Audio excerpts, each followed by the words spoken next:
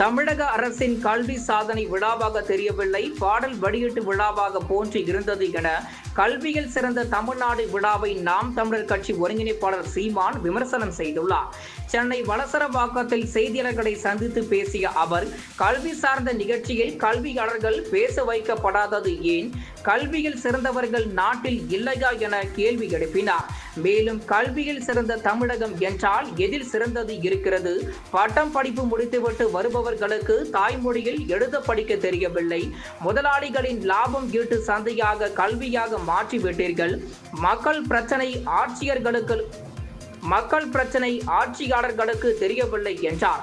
மேலும் கல்வி சார்ந்த நிகழ்ச்சியில் கல்வியாளர்கள் பேச வைக்கப்படாதது ஏன் என்று அவர் கேள்வி எழுப்பியுள்ளார்.